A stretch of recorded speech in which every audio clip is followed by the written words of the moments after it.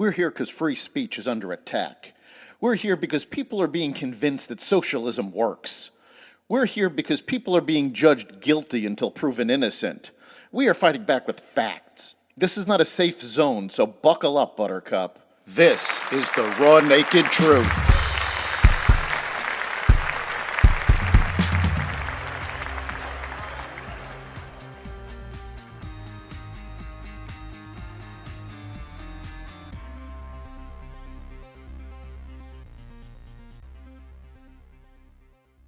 Pro-terrorist protests erupt in the U.S.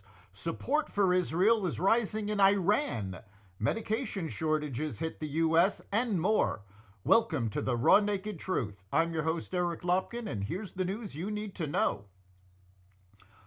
While Biden has refused to fully support Israel responding to the Iranian attack this weekend, Iranian civilians are making it clear they support Israel. Iranians speaking out online in support of Israel could face criminal punishment from the authoritarian regime, but that's not stopping everyone. In the wake of the country's attack on Israel, Arabic hashtags for Iran and World War III began to trend on social media. The Revolutionary Guard's intelligence organization then issued a notice urging citizens to report any digital support for Israel, warning it would be treated as a criminal offense once the users have been identified. Graffiti has started to appear across Iran supporting Israel. Civilians have posted messages online and in the streets saying if Israel attacks Iran, they will support them and help them to overthrow the Iranian government.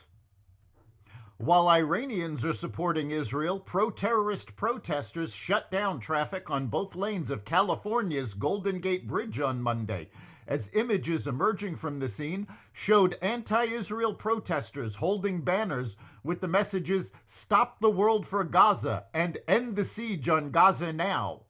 A similar demonstration also blocked traffic on Interstate 880 in Oakland, on highways in Chicago, and in New York, blocking traffic on the Brooklyn Bridge. The Golden Gate Bridge is closed in both directions for an undetermined amount of time, the San Francisco Department of Emergency Management said in a statement at the time, citing a civic demonstration. Aerial images captured by KTVU later showed the Golden Gate Bridge protesters being taken into custody and the banners being put away. Senator Marco Rubio has accused President Biden of sharing the details of his private phone call with Israeli Prime Minister Benjamin Netanyahu with the press in order to appease the anti-Israel pro-terrorist activists within the Democratic Party. President Biden reportedly called Netanyahu to congratulate him for fending off the attacks, while also urging him not to retaliate against Iran and escalate tensions in the region. Biden also told Netanyahu that the U.S. would not support a retaliatory strike against Iran. Rubio claimed that Biden shared the private details of this call to appease ceasefire activists whom he argued were really pro-terrorist. Tesla is cutting more than 10% of its global workforce. CEO Elon Musk announced the layoffs in an internal memo that was obtained by Bloomberg. Hurt by cooling demand for electric vehicles and mounting miscues, the automaker badly missed on expectations for deliveries last quarter, its first decline since 2020. But that's not all. Two senior executives are leaving Tesla, and the company is halting deliveries of its new Cybertruck due to an unexpected delay.